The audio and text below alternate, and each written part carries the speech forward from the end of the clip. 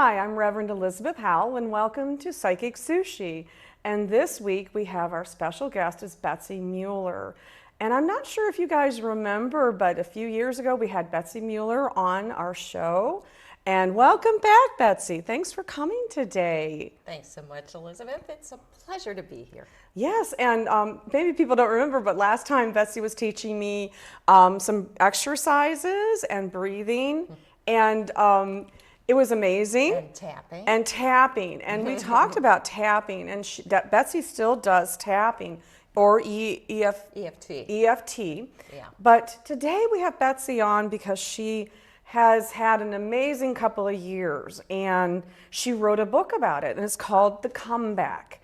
And it is really a story about energy and love and some things that happened with her and her family and her husband. And I'm so grateful for you to come on today and talk about this book because it's brand new. It's going to be released on September 16th. Okay. We're doing a special launch with special prices, but yeah, Amazon's the place. So we can go to Amazon and order it. But The Comeback is really just an amazing part of Betsy's life. So I'm really grateful to have you back on today. But we'll just remind people about, first of all, the stuff that you do, because you do so many different things. You're so busy and active with healing and energy work. You run the Indigo... The Indigo Connection. And actually, that's the name of my LLC, my oversight. I've been in business about 15 years. We've gotten to know each other through Facebook and social media and face-to-face too. But basically what I've been doing, I started out as a holistic coach. And I come from a very conventional business background, but I became familiar with emotional freedom techniques, tapping. I started using it for myself, and eventually wanted to bring that modality to the world to help people be more calm and conscious and to enhance their career and performance and their relationships. And so I started my own practice. But part of that was doing group work. So I began inviting women to come to breakfast. So we still have a monthly breakfast every month here in the Cleveland area. Also started a mastermind group for holistic business owners. So I help people get their businesses started if they're a holistic business. But really what I'm doing these days, and what I was doing before this story of the book unfolded, is I am a certified accredited trainer of emotional freedom techniques right now. And what that means is that I can train therapists, coaches, chemical dependency counselors, and other professionals that want to use emotional freedom techniques in a coaching or therapeutic practice to do that with a credential, with experience, with mentoring and guidance. So I have training programs where people can get CEs, and then we also have a 9-month certification program where a practitioner can really get a credential. It's like a degree in emotional freedom techniques. It's amazing. I've done it with you.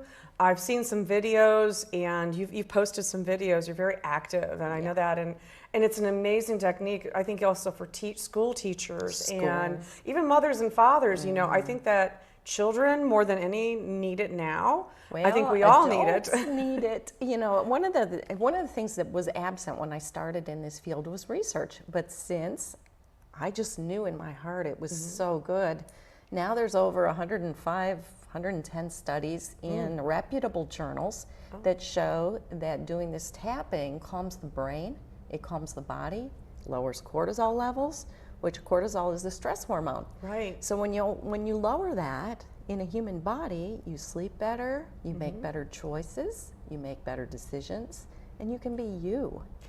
It's amazing, and it works with the energy centers of the body, the meridians, which have been proven to exist, and it's not just foo-foo, stuff. This is, like you said, it's ridiculous, though. and it really is does. and it has scientific backing, so it's an amazing technique. And you go around and you train. I train people, and so someone who's a therapist or someone who needs an extra tool in your toolbox. We recommended it years ago when you had you on. I was so excited to have you come on. Yeah, and I'm really looking to help people that work with people that have been highly traumatized or have childhood trauma. Now, I'm not a trauma therapist, But this technique is something that I can teach a therapist that has the other skills of working with a trauma case. And that could be rape, PTSD, childhood neglect, abuse, and it can be witnessing horrible things. Yeah. We just had this shooting in Dayton last month, and my own daughter lives there. And you think about just hearing that something's nearby is a traumatic event. Oh my goodness. The sooner we clear ourselves of that trauma, the more easily we can really let go of it. And that's another piece of research that's just recently come through. So if you have a technique in this tapping, you know, you pull up the emotion you're feeling, you process it using the tapping points and a very simple reminder phrase, maybe not speaking at all, because just tapping deactivates the stress response in your brain. And so your brain resets. And then you can start taking in the positive information and change the neural pathways in your brain to remember that event as less significant. Okay. And neuron pathways, that is the key. I really agree with you. The tapping, reframing, and moving that energy. Wow. And you know, and you've been doing this now for a long time. Since 2001. I know. When nobody believed in it. and training people. So it's just amazing. And your Indigo, the breakfast with the business meeting, I always want to go. And I'm always like, I want to go. And then, you know, by the time I get my morning done, I'm like, I get up because it's kind of early in the morning. I might be changing that to late afternoon. Oh, like a tea. I know. What do you think? Maybe? Yeah, I'm for it. Afternoon. I'm sorry. might mix things up because people don't like getting up early in the winter to go out on the show. So I may make some changes. Well, you know, I think I've always been like this afternoon person. Like I get up early, but I don't really get functioning until like after 10. So thus we're taping. We're taping a little later in the morning. A little later in the morning, but you know, it's really amazing that, you know, your journey, you have been on the forefront and, you know, showing people how to heal, helping people. You've been busy, busy, busy. Now you wrote your one book, which was the Energy Makeover. Conscious way to stay young, have fun, and get more done. And we had you here with that book, and it was really wonderful. And I have it at home. I still read through it and look through it. And well, what's cool about Energy Makeover and why it relates to this book, and we'll talk about it, I went through trauma 2 years ago, a horrible trauma. Yeah. And I could have just collapsed and gone into that trauma, but the blessing of going into a new trauma when you least expect it is I had all these self-care skills that I've been using for over a decade that work for me. Yeah. And I didn't stop doing them. So I really had this experience of proving how brilliant my system was by being my own lab. And thus the book. Yeah, so maybe I should say what happened. Yeah, why don't you tell our audience, you know, what happened and what brought you to this point to share your story with the book. Yeah. So on June 10th, 2017, my husband and I were in Saugatuck, Michigan, wonderful, wonderful place, having a long weekend celebration with our very best couple friends. We were hiking, we were biking, we were going to cool restaurants, and it's on the water on Lake Michigan, beautiful beaches. We had our books with us. We were celebrating. I had just had a pretty serious ankle reconstruction surgery, and so I was just starting to walk again, and I could ride a bike finally. And my husband had just finished his lacrosse season. He was head coach of Strongsville High School's lacrosse team, and they had a good year. But it's really all encompassing. When you're married to a coach, you don't see him very much until the season's over. So we were just like, let's reconnect and go to Michigan. So we go to Michigan. We had 2 great days there. The morning of the 3rd day, it was wonderful. The sun was out. We had no plans for the last day. I remember after cuddling in bed for a little bit, you know, he kissed me and said, you know, I have time for a run before breakfast. And I said, oh, well, go. I love you, honey. I'll meet you at 9. And 9 o'clock came, and I'm waiting in the breakfast room, and he didn't come. Oh my. And then I called his cell phone, no answer. I texted his phone, no answer. And you know, he's one of these people that's always on time. He's really reliable. And I started getting this weird feeling, like something's not right. And I thought, oh, I'll run up to our room in the B&B and see if maybe he's just taking a shower. I go up to the room and I see his phone's in the room. So he didn't even have the phone with him, and I'm thinking, oh, this is not good. I explain in the book that he had had some incidents before June 10th that were mysterious and never diagnosed. But anyway, I called 911 at about 9:15 when he still wasn't back, because I was terrified something had happened. And 911 put me on hold and then came back on and said, wait, where are you? What's your location? Wait right there. We're sending officers to you. And I'm thinking, whoa, I think I threw up then. Oh my.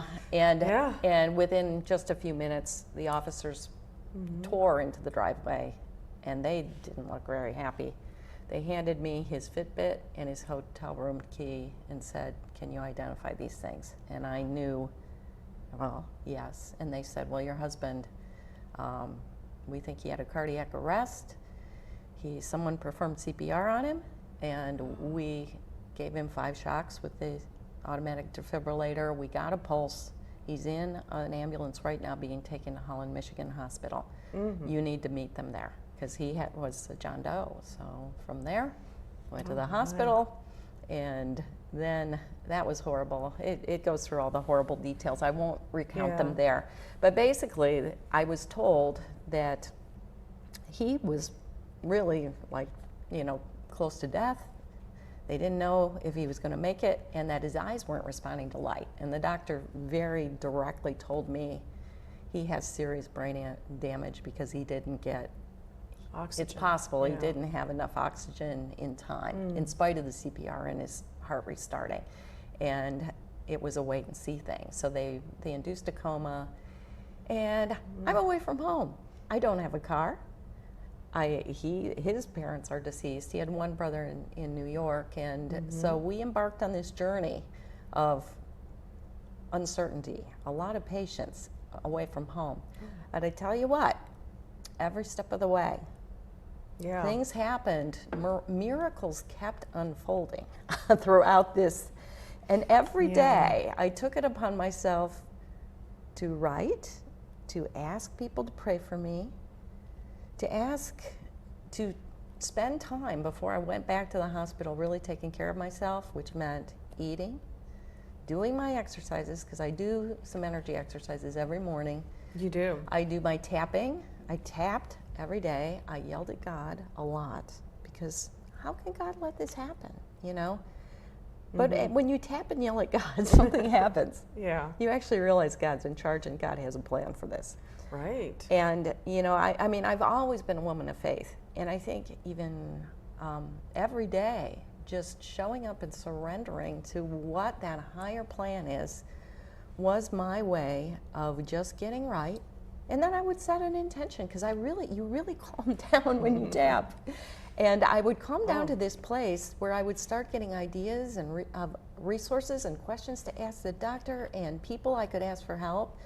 So people back home took care of our pets, took care of our lawn, took care of our house. You had some support, People started raising funds to help us out, because your insurance doesn't cover all this transport that we were dealing with, and being away from home, and hotel bills, and so every day from that day forward started getting better. But not everybody saw it. Doctors are horrible. Well, I know. No kidding. and you spent a lot of time. I know with your mother, there was a lot of roller coaster stuff, right? Oh, absolutely. And you were in and out of the hospital, and emergency, and that's drama. Oh, absolutely. Which is trauma. Yeah, I agree. Yeah. So, that it just sounds to me, though, and with your husband, the diagnosis, every day, I mean, you were saying, there's these little steps moving forward. So he was in a coma for a long time. Yeah. And they cooled him down. And then when they brought him out of the coma, our next crisis was he had a series of seizures. And seizures can kill you. Seizures can cause additional brain injuries. So we were in an emergency situation where he had to be taken to the big city hospital, which again, was like needing to move. Plus, we were the ladies at the B&B where we were staying for our vacation. They let us stay a few more days because they didn't have occupancy. Angels, angels. They took Yeah. care of us. They fed us. Aw. They, they helped us feel safe, but we eventually had to move out of there, and it corresponded exactly with when they transferred George to this big hospital, Spectrum Medical Center in Grand Rapids. So, but it worked out perfectly. We just got in the car, we moved to a residence inn there, and we took on the big city after we were kind of settled into the crisis. Yeah. We'd spent a few days, we understood how ICU worked. We understood, we were in there for a long haul too. Oh yeah, and and with the coma, the scary thing is you don't know, are they going to come out? And I know that you talked about, he squeezed your hand. Well, there Several things. He would look at me. He would follow my voice. When he finally came out of the coma, even after the seizures, I knew there was something inside me. I mean, George and I have a very strong long-term connection. So you and I, right? Yeah. We believe in past lives. Oh, absolutely. So there is a story about how we met. Oh, and how we both immediately knew that we knew each other when we met. Yeah. And he was in another relationship, so I kind of held back, but I really liked him. I really was curious about him, and then there was this kiss one day. Everything from there was certain. We stayed together, and we have his version of the story and my version of the story in the book, so people can see. There's also a story about canoeing in a tube top, so you can read the book and learn about the relationship that piece. But as an intuitive person, you'll love also that George and I, even when he was in a coma, were in communication. I believe that. And I use a process of muscle testing that I talked about in Energy Makeover that involves my tongue and how I get yeses and nos just by relaxing my tongue and then asking a question. So some people do the muscle test or hold an arm out. Well, I always teach all my students that you've got it inside of yourself to have this intuitive yes-no conversation. So I would have the conversations with him, and he would reply, and he'd just say, I need to wait for a while. And, I'd ask him, are you okay? And, and he'd say yes. Aww. And I would ask him if he was coming back, and he would say yes. Oh, good. And I'm sure he even, I'm sure now he even says, he was aware, correct? Well, the funny thing about all of this is when you have this kind of brain injury, because George was so seriously injured, when he finally came out of the coma, and that's a big piece of the story, because he was intubated, and I had signed all the papers to have a trach opening put in, as well as a feeding tube, which is something you never want to do. But in your advanced directives, if you put together directives and power of attorney for medical stuff, you basically you determine whether you'll do that or not. Yeah. I made that decision, and he happened to come out of the coma that day and start breathing on his own and responding to suggestions. He even ate that day, which was a miracle, Yeah, he heard that was going to happen, I bet you, and that subconscious mind went, okay, wait, it's time to wake up. Yeah. But I mean, he basically, though, went from ICU, having laid down all that time, to beginning to eat. He didn't talk for maybe 3 or 4 days. He was unable to talk, and he would just say single words. I think the first word he said, they asked him what his name was, and he said his name. And a name is a very powerful energy too. I should just say, for anybody watching this, if you have somebody who collapses, has an event, a cardiac event, scream their name, because that's one of the things that brings them back. That's a good thing to remember. Yeah. And when the doctors come in to check neuro patients, they're calling that name out loud. And you'll notice healthcare professionals are taught to use first names pretty much, unless it's an older person that really wants to be called Mrs. or whatever. But our first name is a really sacred thing. Yeah. So I found that out. Yeah. We found out a lot of little things. Yeah. I know dealing with the medical community is... It is a nightmare, and it's stressful, and and you give the tools in the book to how to work through this. So if there are other people out there who may be going through family trauma, and dealing with the medical community, they could probably relate very well to your situation. Yeah. And, you know, and you know, let's jump to what's your husband doing now? So eventually, so the incident happened June 10th. He was transferred to a rehab hospital on June 24th, 25th. They kicked him out of that one. He went to another rehab hospital in July 13th of that year, which was a very specialized neuro rehab unit called Mentis in Stowe. I can't say enough about what those angels do there. Mentis in Stowe, Ohio? It's called neuro restorative, I think, something like that. Wow. Now they have a new name, but it's still in Stowe. And from there, he was there July right up to Labor Day weekend. So we're approaching his 2-year homecoming anniversary. Wow. And when he came home, though, he still had to do outpatient therapy, so he couldn't drive because of the seizures. He had to wait 6 full months. He was seeing a neurologist. He was on a ton of medications for seizures. Oh. But he went to Southwest LifeWorks for physical therapy and speech therapy. Speech therapy was probably his biggest area of difficulty. And it's not just speech, it's about writing, it's about being able to problem solve, do math, do rational thinking in sequences, just being able to keep things organized, and it's about memory too. So that was important. The thing that was weird though, he could play lacrosse and football like right away. Even when he couldn't use the bathroom, he couldn't take a shower, he couldn't shave, he could like throw with a lacrosse stick. Wow. So we knew there was some hope for that comeback. He really wanted to get back to the kids because he was head coach. So we began working real hard to talk with the athletic director about getting him back to work. He got on the computer pretty much as soon as he got home, because he's a professional designer. He was retired from the Cleveland Browns. He was director of marketing for many years there. And when he retired, he decided to do what he loved and coach the kids. Yeah. So they were rooting for him to come back, but fortunately some caring parents took over the team for the interim, and they were willing to be patient, and I was pretty sure he was making progress every day toward that comeback.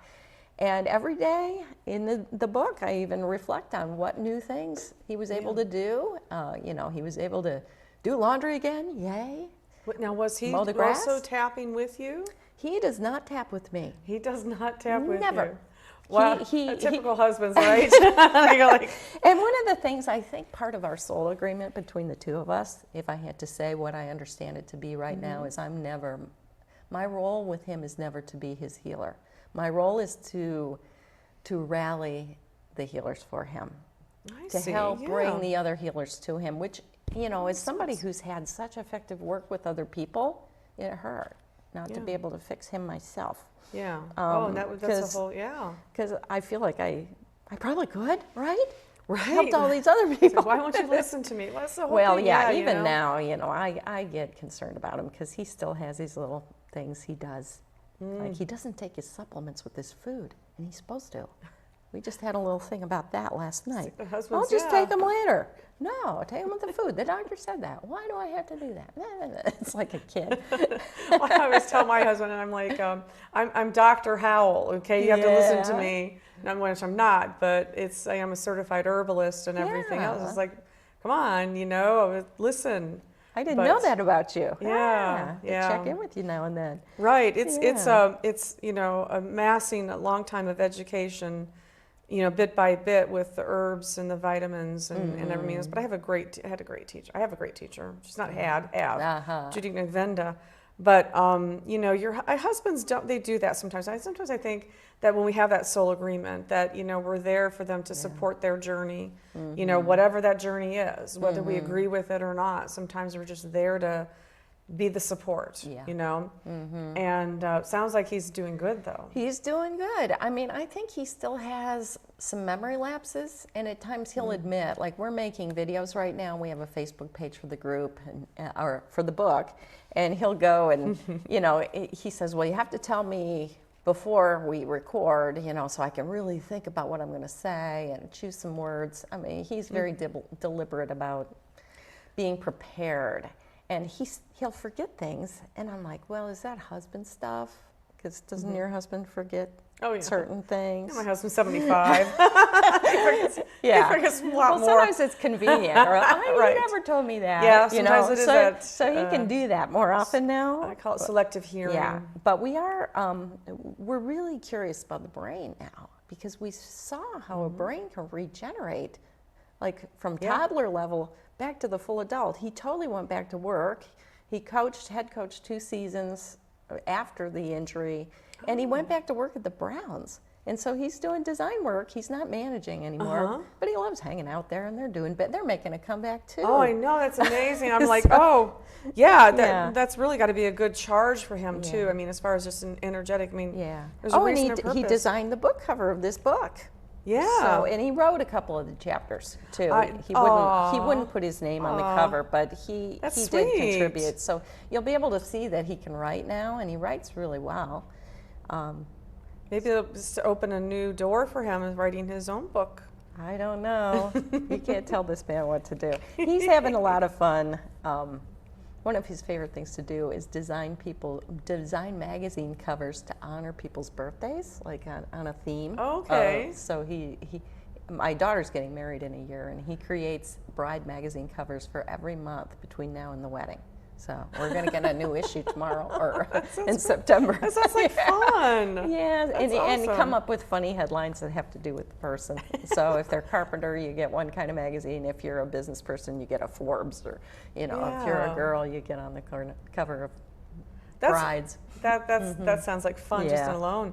Yeah. And it's amazing. I'm so glad you wrote this book, because I think a lot of people, like you said, nowadays there just seems to be, I believe it has to do with the energies, but it seems like nowadays everyone is super stressed. And I think that there's so much trauma out there. Yeah. Trauma and drama. I think, just went from local, like you said, Dayton, the shooting in Dayton, which is not that far away, to accidents and weird things happening, and shootings in Cleveland, and the opioid crisis too. I mean that. Oh, you're losing every day. How it's putting families in such a stressful situation, right? And then the people who lose people they love.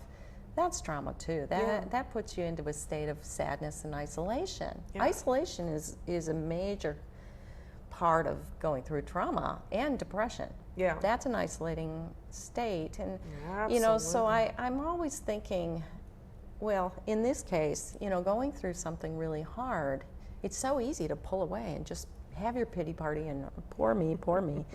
And I want to teach by example in this book that I truly pulled myself out of the pity party every day and got connected to the grid of life again, which means you got to humbly surrender and ask for help. So you got to ask somebody to mow your grass, or you have to ask somebody to pray for you, which seems, and right now I'm asking people, can you help me make this book a bestseller? Because we really want to do that. I mean, I could sit here and just say, well, you sometimes bestseller, you get the book. really have to ask.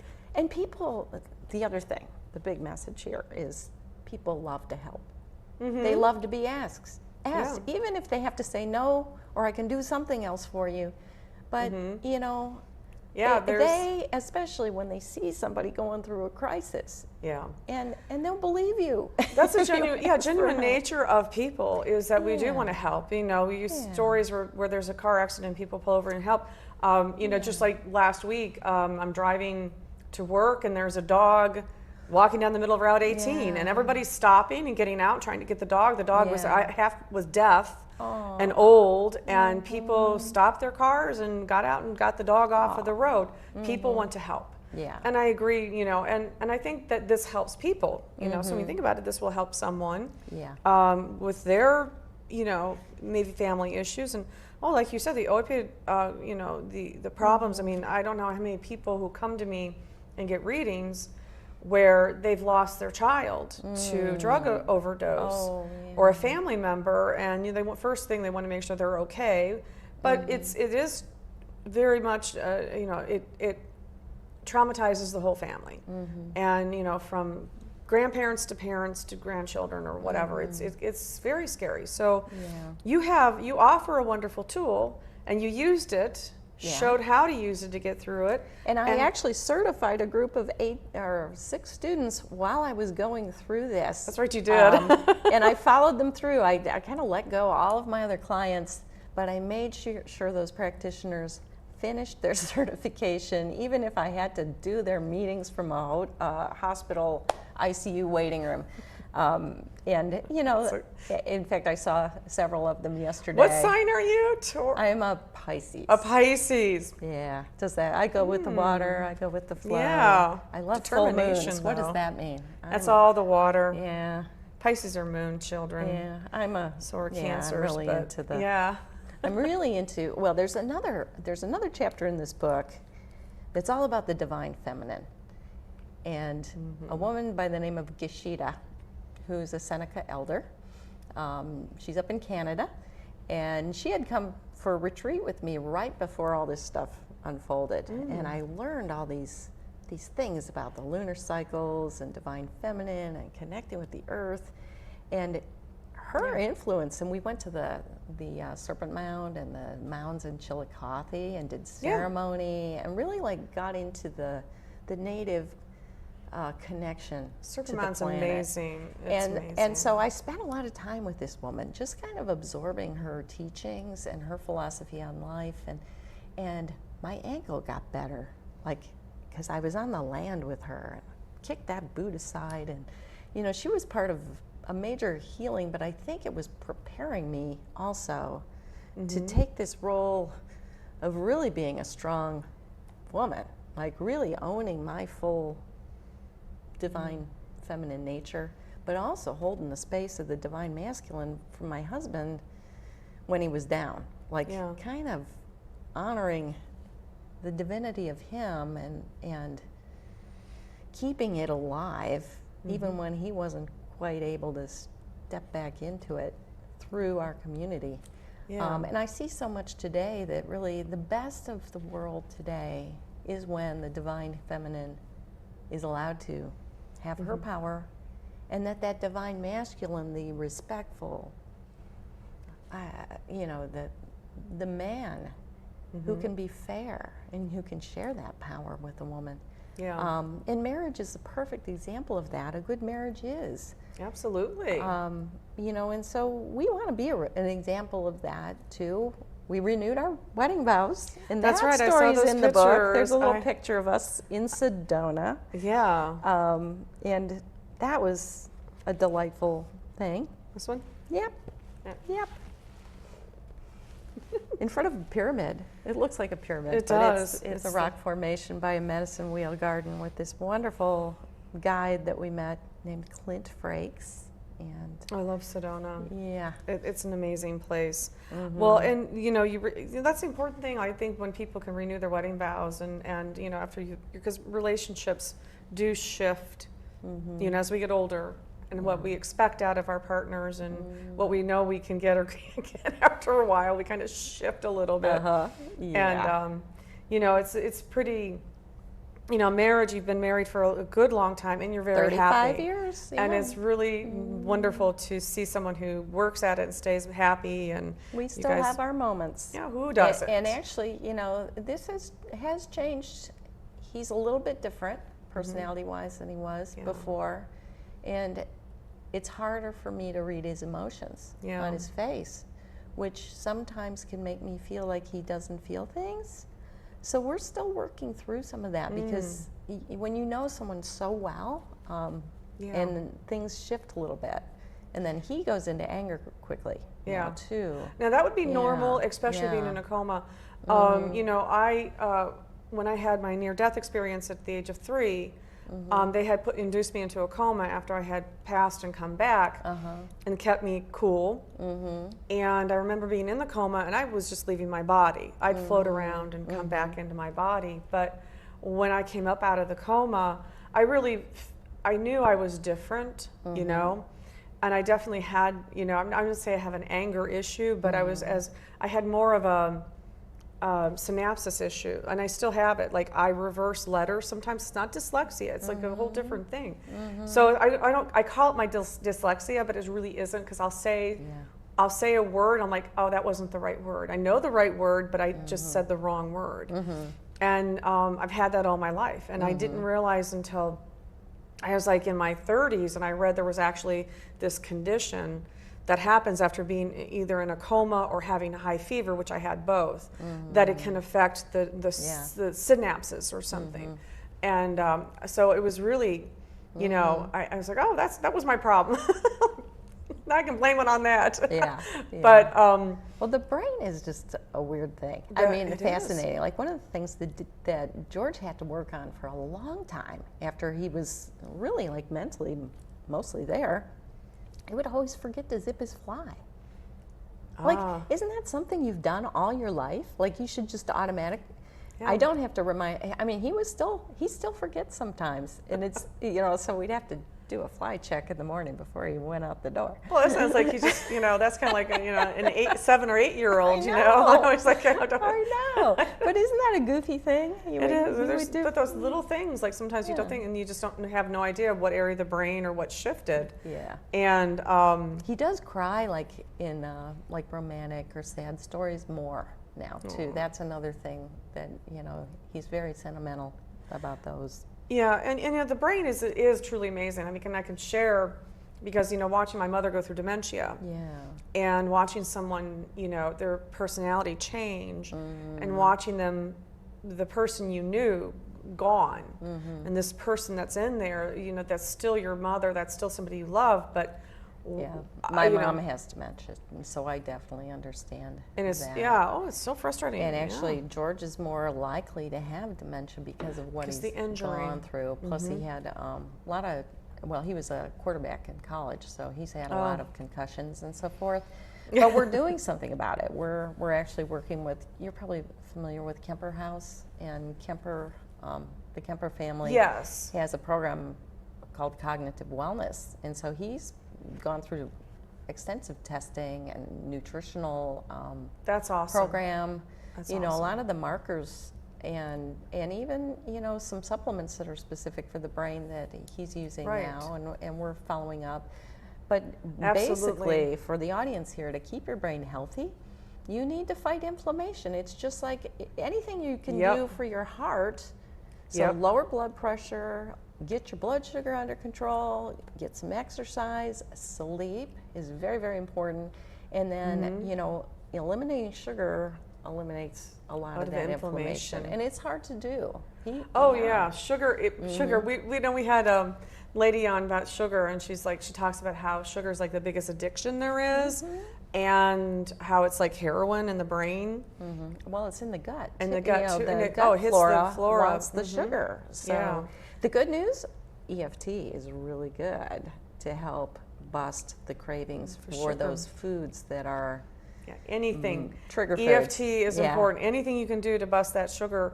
And there's research, solid research in the weight loss and cravings area. Did you know, just on a side note, when you look at a food that is like one of your, like I just worked with a lady this week, and her food, or her big problem is eating chocolate ice cream after dinner, like around 8 o'clock every night, especially if she has it in the house. And the research shows that, for example, if she were to go in an MRI machine and they would show her a picture of chocolate ice cream, her favorite kind, her amygdala, the fight or flight organ in there, would light up. Oh, yeah. And if she ate, then eating the ice cream makes it calm down. So after treatment, what they did, they'd treat a person for the offending food, like a certain kind of cookie or that East Coast custard chocolate ice cream is what we worked on with this woman. So after you've treated that and all the aspects and all the reasons that she loves it, and you do a thorough treatment, they put people back in the MRI machine and showed them pictures of that, and the brain didn't light up. Oh, that's 6 amazing. months later. That's amazing. Yeah. So there's true like science behind, and they don't even have to retreat it or do any follow up. It's mind blowing. Yeah. The brain. Yeah. Again, the brain is amazing. So the Kemper House that you've been working with, you know, the reason I'm glad you brought them up, because there may be some parents out there too. Children play a lot of football and soccer. And I think that there's an area that I think we're overlooking with teenagers, pre-18 years of age and into 21, where these boys have head injuries from playing, and they get 1 or 2 hits, and they're like, oh, they're okay, but they may not be. Well, I know, my husband being a coach, the training coaches have to go through now, and athletic trainers, it's so much better than it was. Yeah. And the helmets are better than what they were a few years back. I mean, I think it's not perfect, but they also know that once somebody has this, they get screened, because there are trainers, maybe not for the really young ones, but in middle school on up, there's a professional on the field for organized sports for these kids. And they're very thorough in evaluating. In fact, they're probably more conservative than they need to be. And they'll even go so far as a child with a concussion shouldn't be doing schoolwork. They really should just rest and even not watch TV for a few days. And I tend to agree, because I mean, I have my son had 2 major head injuries, and after he had the second one, it was in a car accident. I honestly, and he will disagree with me, but there is some personality stuff. Yeah. And to get the treatment, to have to really go back and really fix this, because like you said, those kinds of injuries can lead to dementia later, and a different type of dementia, but onset of a dementia. And I think that there's great that there's a place, the Kemper House, so it's called Kemper Cognitive Wellness. Cognitive Wellness, and Valerie Hurst is the person to get in touch with. And we stumbled upon that. So I keep saying synchronicities and coincidences. So at the end of the book, I explain we had an elderly dog, and she passed away last October. And it was just heartbreaking, because she was like my business partner, and she did therapy work with me. And but she waited till we came back from our very last trip, and she just conveniently said, Mom, it's time to go. And so, we moped around for a whole month and a half. And then suddenly I was looking into other breeds of dogs, and, can I really take on a big dog again? I love golden retrievers, and I kept thinking about Australian shepherds being a little smaller. Yeah. Or maybe border collies, but they're too wild. And then these pictures started coming out on my email. I must have been on Pet Finder or something, or the AKC breed site. And there was this little face. And I'm like, that's her. And I mean, when you get your psychic messages, so I am good at just getting the information and going yes, no, and like, okay. So we adopted Serena the day before Thanksgiving last year. And Serena is a really cool angel dog. She has an angel on her chest, which I never saw until the day she got certified as a therapy dog. But we don't even know how old she is. She was found in Kentucky. But I started visiting nursing homes and facilities, and Kemper House being in Strongsville, we went there, and it was just like an educational experience. Because she's a sweetheart. Because we go every week now. And then I got to know, they said, well, we have this brain program. Really? And so we're trying to get the people from Mentis acquainted with the people at Kemper House. Awesome. There is an initiative in Cleveland right now on Alzheimer's research and Alzheimer's prevention. And being the daughter of somebody who seems to have Alzheimer's, I mean, the diagnosis is not real clear when they're still alive. No. And my grandmother had it, and my great aunt had it, so I think it's in our genes, but that doesn't determine where our destiny lies. Our destiny lies in our choices, not our genes. Because even EFT, there are studies that show that EFT changes your genes. It upregulates you to a more youthful, positive state. So that's amazing. I got into this kind of from a place of vanity. Well, I'm going to tell you, I had told you a couple times I was like interested in taking the classes and getting certified through you. You still can. And I am going to. So stay tuned to that one, because I'm going to take the next step. But Dr. Barbara Stone, of course, you've studied with Dr. Barbara Stone, and I love her. Did you ever take her class? I want to take her class. Detective? Every time she offers her class, I'm always booked. I booked like 6 months out. She's doing an online one. I know, and I'm booked. Oh, well. I'm like, I actually am going to email her, because I'm going to be like, please, What is your schedule next year? Yeah. Because if I get your She schedule for probably next knows. year, Yeah. then maybe I can plan around And that. go to her house because it's so I've been to her cool. house. I know, isn't In it Medina, wonderful? yeah. It's like fairyland. I Yeah. know, it's amazing. I Yeah, know, but yeah. these phenomenal healing. You've been so, you have learned and you study and you keep studying. I keep studying. And you keep when studying. you teach, Yeah. you learn. It's been incredible. And I honor that path because, there's so many teachers out there that they get stuck in one rut and they don't bring in other things or they don't continue education. So I think can I it's share important. something exciting? Yeah. For next year? So Mother's Day 2020 Okay. is a full moon weekend. So envision this.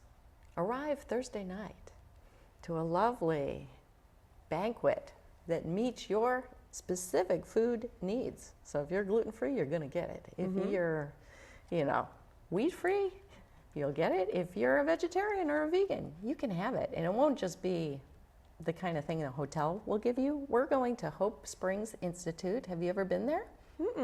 So it's in Peebles, Ohio. The cool thing about it, what's her?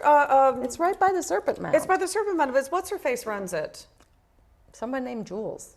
Okay, no, I'm thinking of somebody There's else. another person, but women run it. So Yeah. I've bought out that weekend for a Mother's Day retreat called Messages from the Mother. And guess who's coming to co-facilitate? Kashida from Canada. Oh my gosh. And All we're right. going to have a bunch of women from Canada there. It's perfect for mothers and daughters or people that could have been your sister. And we're probably maximum 30 women, and we're going to go to the Serpent Mound and do some ceremony and just some energy work there. And we're close enough to maybe go to Chillicothe too, because Chillicothe's probably an hour drive from there. Yeah, it's about an hour. So we drive. start Thursday night, we end on Mother's Day in the morning, and you'll drive home with a packed, very healthy box lunch Amazing. so that you can get home for Mother's Day too. That sounds like so that's coming. great. That Just sounds join my great. email list and she'll have my and contact information. tell people how to get hold of you. Okay, so my name is Betsy Muller, M-U-L-L-E-R. So if you Google that, you'll probably come to Amazon and that book, The Comeback, or you'll see my other book, Energy Makeover. It has flowers on the front. Yeah, And I might do a special promotion on Energy Makeover to go with this launch. So if people want to buy both, that would be kind of cool. That would be great. And so the breakfasts that I'm doing right now are the second Wednesday of the month, and they're held in Berea right now. We may be open to other locations, so people have ideas for that. We might switch to that afternoon tea format. I kind of like, when you said afternoon tea, I'm like, I know, instead of cocktails, because alcohol's not the best thing when you're doing your energy stuff. No. Yeah. No. Well, it serves its function sometimes. Sometimes. I do drink wine, but Yeah, not when I'm yeah. working. But when you're talking, doing energy work sometimes, and sometimes it just doesn't happen. And some people are not. Believe it or not, there are people out there who don't drink. Yeah. And they're alcohol's not the wonderful. center of their universe, and they kind of are like, And I should tell you that retreat center in May, alcohol's forbidden. So Yeah, they would be. if you have to have wine Sacred to have ground. fun, Yeah. we'll have to do that either before or after. when Yeah. it's done. Oh, it sounds amazing. I mean, Yeah. I love that area. There's they're having a peace summit. Yeah. September 21st and 20th, right down there, and they're doing a bunch of events down at the Serpent Mound, Yeah. at the Woodland Altar, I think it's called, or something like that. But they have a labyrinth, they have hot tubs, they've got hiking have- trails, yes. beautiful accommodations. Yes, and, it's beautiful. It's kind of like, and when a group goes there, it's only your group. Yeah. So, I've had experiences with nice hotels, but you might have a wedding next door and you're trying to meditate. We're really going to have our peace and quiet. I suspect that's- everybody's going to sleep like Well, logs. and so you're on Yeah. Facebook too. Yeah. So I mean, yeah. So you can follow the book on Facebook, The Comeback. You can follow the Indigo Connection. My business that I really do the training through right now is called createandconnectbrilliantly.com. Okay. Yes. So that's the primary site. And then I'm a professional speaker. So if people kind of want to know a little bit about EFT, or maybe they want a presenter to talk about rehabilitation, about brain health, George and I do presentations together. I'm the one that's been presenting, professionally for quite a long time. But Maybe I can twist your arm and have you come to the Psychic Fair October 6th at Brook Park. Okay. and have a table. We'll have to Because see we have what's going on authors' that day. tables are Yeah. cheaper, Yeah. and you know, have you speak. Yeah. Have your sign her book at my psychic fair. Yeah.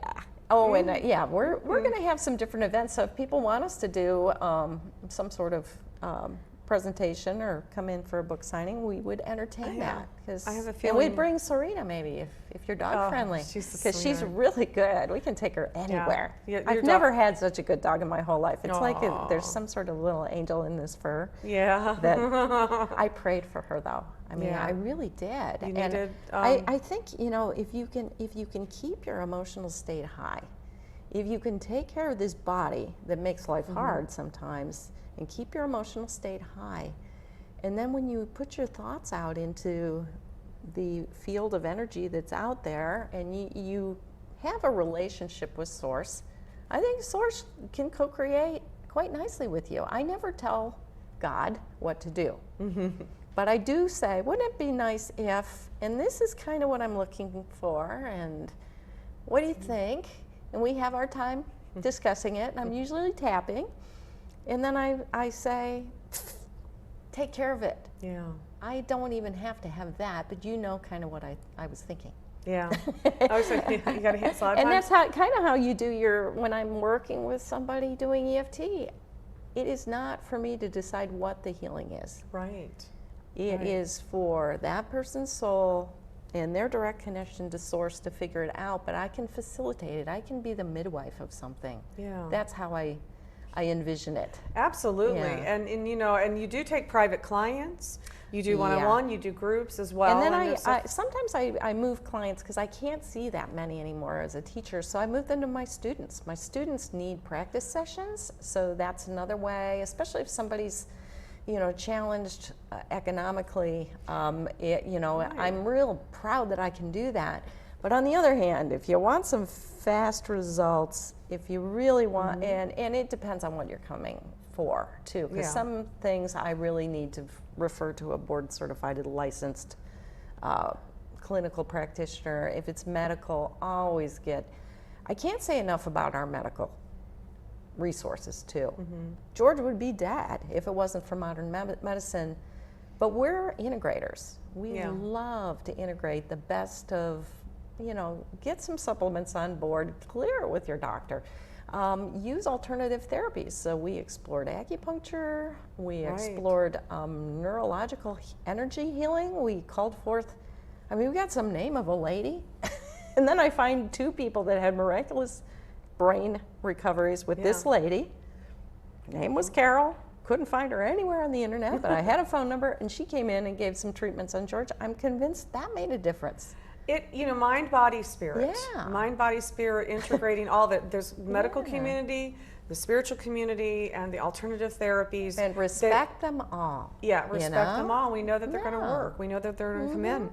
So, Betsy, people can find you, you know, we'll list at the end of the show, I'll list everything for people to contact you as well. So,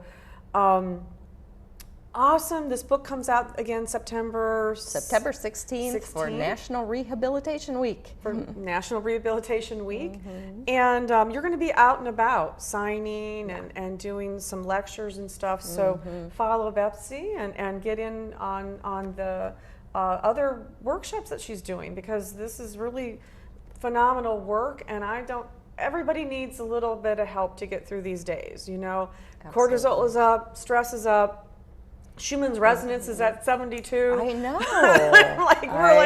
We're like everybody's super stressed. And 5G. And 5G's out there now. Oh, I hear it all the time ringing in my ears. Well, get indigo gabbro stones. Do you have any of those? No, I'll write that down. You need to read about indigo gabbro. All of my students are getting indigo gabbro necklaces, and you can put these stones around your I don't know how much time we have left, but about a minute. So, okay. So we will help people out, but if you can kindly you can go to Amazon and get The Comeback by Betsy Muller.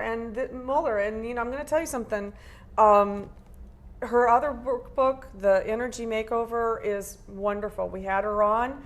I'm sure we've repeated the show a couple of times. I'm not sure. Yeah. But if not, maybe we will. Maybe we'll come back and do another energy makeover session. Yeah. So thank you so much for coming on and sharing. I've been watching your stuff over the past 2 years online and sending all the prayers I can. I know. Thank you. And, it's just as a community, we like to support one another. So I am really appreciative of you coming out today and coming on to Psychic Sushi.